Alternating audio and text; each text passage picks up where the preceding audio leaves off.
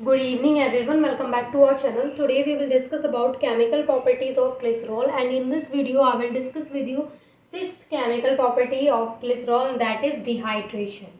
तो fifth chemical properties को मैं ऑलरेडी प्रीवियस वीडियोस में आपके साथ डिस्कस कर चुकी हूँ। सिक्स्थ जो केमिकल प्रॉपर्टी है उसमें हम डिहाइड्रेशन को कवर करेंगे। देखिए, dehydration means removal of water. तो यहाँ पे क्या होगा कि ग्लिसरॉल की रिएक्शन दैट मीन्स कि ग्लिसरॉल का हम डिहाइड्रेशन कराएंगे, मतलब उसमें से वाटर मॉलिक्यूल को रिमूव कराएंगे। तो देखिए यहाँ पे दो चीज़ें होती हैं। सबसे पहले तो हम बना लेते हैं ग्लिसरॉल का स्ट्रक्चर, फिर बात करते हैं कि कौन सी दो चीज़ें होती हैं। देखिए, ये होता है हमारा ग्लिसरॉल का स्ट्रक्चर। अब ये जो ग्लिसरॉल है, अगर इसको हम अलोन हीट करते हैं या फिर किसी डिहाइड्रेटिंग एजेंट की प्रेजेंस में हीट करते हैं।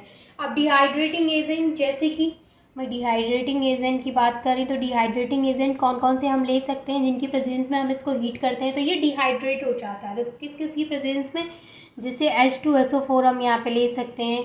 इसके अलावा हम ले सकते हैं P2O5, या फिर हम ले सकते हैं KHSO4, या फिर हम ले सकते हैं एनहाइड्रस ZnCl2। देखिए, इनकी प्रेजेंस में अगर हम जो हमारा ग्लिसरॉल है उसकी डिहाइड्रेशन रिएक्शन कराते हैं, तो जब हम इनकी प्रेजेंस में इसको हीट करते हैं तो क्या होता है कि यहाँ से रिमूवल ऑफ वाटर मॉलिक्यूल होता है। अब देखिए, जैसे मैंने ये स्ट्रक्चर बनाया यहाँ पे ग्लिसरॉल का, मैं थोड़ा सा इसको ओपन करके बना दूँ। अभी मैंने जस्ट ऐसे बना दिया है ताकि आपको समझ में आए, क्योंकि मैं प्रीवियस वीडियोस में ऐसा ही स्ट्रक्चर आपके साथ बनाती आ रही हूँ, इसलिए मैंने आज भी सेम वही किया है।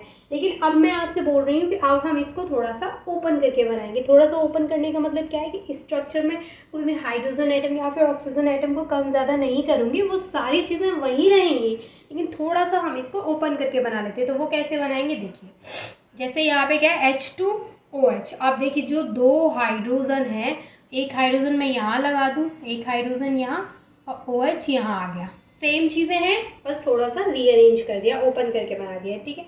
अब यहाँ पे क्या है CHOH।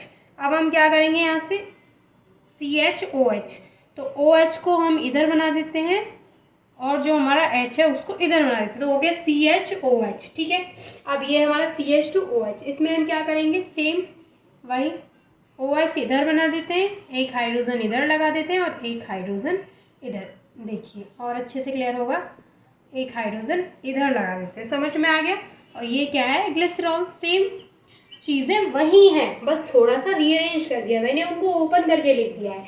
कोई हाइड्रोजन, कोई कार्बन, कोई ऑक्सीजन का आइटम ना ही कम हुआ है ना ही ज़्यादा हुआ है, सिर्फ क्या कर दिया है, थोड़ा सा ओपन करके लिख दिया है। अब क्यों लिख दिया है, क्योंकि मैं यहाँ पे आपको रिमूवल ऑफ वाटर मॉलिक्यूल दिखाऊंगी, तो मैं आपको बताऊंगी कि कहाँ से वाटर मॉलिक्यूल रिमूव हो रहा है। Is it clear. आप देखिए, यहाँ पे हम किसकी प्रेजेंस में करा सकते हैं डिहाइड्रेशन। इनमें से कोई भी आप डिहाइड्रेटिंग एजेंट वहाँ पे यूज़ कर सकते हैं। ये यहाँ पे एजेंट लिख लीजिएगा, डिहाइड्रेटिंग एजेंट। अब जैसे मान लीजिए मैं यहाँ पे यूज़ करती हूँ KHSO4, तो यहाँ पे क्या होता है, एक तो ये वाला वाटर का मॉलिक्यूल यहाँ से निकलेगा और दूसरा ये वाला, तो यहाँ से H2O और ये H2O, तो कुल मिला के कितने मॉलिक्यूल हो गए H2O के, 2 मॉलिक्यूल्स हो गए। तो यहाँ से 2 H2O के मॉलिक्यूल बाहर निकलेंगे। अब देखिए, जब यहाँ से 2 H2O के मॉलिक्यूल बाहर निकलेंगे तो यहाँ पे प्रोडक्ट हमें कुछ ऐसा देखने को मिलेगा कि यहाँ पे क्या होगा, यहाँ पे आ जाएगा CH2, ये वाला CH2 वो यहाँ पे एज इट इज आ गया। इसके अलावा यहाँ पे कार्बन, और देखिए कार्बन के बीच में डबल बॉन्ड आ जाएगा, क्योंकि वैलेंसी कंप्लीट होने के लिए क्या आएगा, डबल बॉन्ड आएगा, ठीक है। अब ये वाले कार्बन के बीच में भी डबल बॉन्ड आ जाएगा, और यहाँ पे ये OH एज इट इज़ और ये H एज इट इज़, ये OH एज इट इज़, ये H एज इट इज़। ये वाला जो यहाँ पे है कार्बन, दोनों के बीच में, यहाँ पे दोनों कार्बन के बीच में डबल बॉन्ड। ये जो स्ट्रक्चर हमें मिला है ये बहुत ज़्यादा अनस्टेबल है। अब आपको पता है कि जो चीज़ अनस्टेबल है वो अपने आप को स्टेबल करना चाहेगी। अब ये स्टेबल कैसे होगा, ये क्या करेगा, ये इंट्रामॉलिक्यूलर रीअरेंजमेंट करेगा, यानी यहाँ पे सिर्फ रीअरेंजमेंट होगा। कैसा रीअरेंजमेंट होगा, इंट्रामॉलिक्यूलर रीअरेंजमेंट। तो होगा क्या यहाँ पे कि जो CH2 है वो तो एज इट इज़ रहेगा। अब यहाँ पे क्या है, OH और एक H यहाँ पे है, तो यहाँ पे क्या होगा, ये तो हो जाएगा CHO और ये जो एक H है वो इसके पास चला जाएगा। तो ये क्या कि मॉलिक्यूल ने अपने ही अंदर क्या कर लिया, रीअरेंजमेंट कर लिया। तो इस तरीके का अरेंजमेंट क्या बोला जाता है, इंट्रा मॉलिक्यूलर रीअरेंजमेंट। तो यहाँ पे हम लिखेंगे इंट्रा मॉलिक्यूलर रीअरेंजमेंट। देखिए जब हम इंट्रामॉलिक्यूलर रीअरेंजमेंट कराएंगे तो क्या होगा, थोड़ा सा मैं ऐसे लिख दूँ क्योंकि थोड़ा मैंने इस तरीके से लिख दिया है। देखिए ये रिएक्शन यहाँ से इस तरीके से, ये हमें अनस्टेबल प्रोडक्ट मिला था।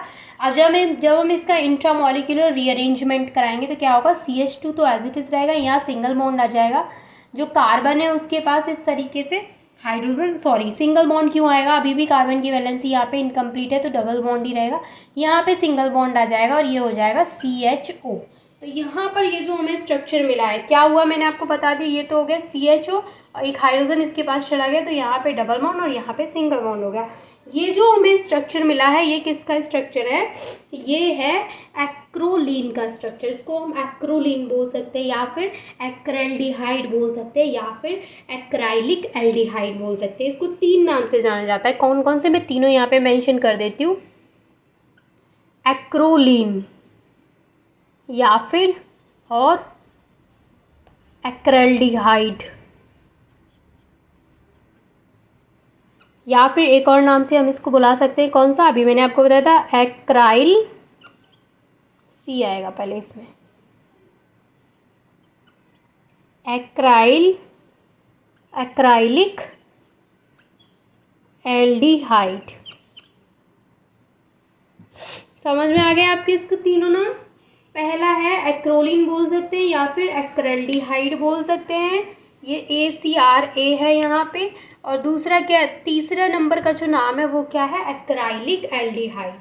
तो यहाँ पे जब हम डिहाइड्रेशन कराते हैं ग्लिसरॉल का तो वहाँ पे हम कोई भी डिहाइड्रेटिंग एजेंट इनमें से यूज़ कर सकते हैं। उसको जब हम हीट करते हैं तो वहाँ से 2 वाटर के मॉलिक्यूल रिमूव होते हैं और उसके बाद जो हमें प्रोडक्ट मिलता है, यानी कि जो हमें प्रोडक्ट मिला उसके बाद जब रिमूवल ऑफ वाटर मॉलिक्यूल के बाद, तो वो अनस्टेबल मिलता है। तो ये अनस्टेबल है तो ये अपने आप को स्टेबल करने के लिए क्या करता है, इंट्रामॉलिक्यूलर रीअरेंजमेंट, इसमें क्या हो जाता है, रीअरेंजमेंट हो जाता है।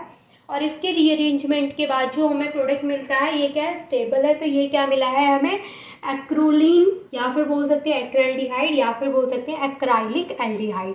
तो आपको समझ में आ गया एक्रोलीन क्या होता है, CH2 double bond CH single bond CHO। This is the structure of acrolein. तो आई होप कि आपको समझ में आ गया होगा dehydration of glycerol. And thank you so much for watching this video.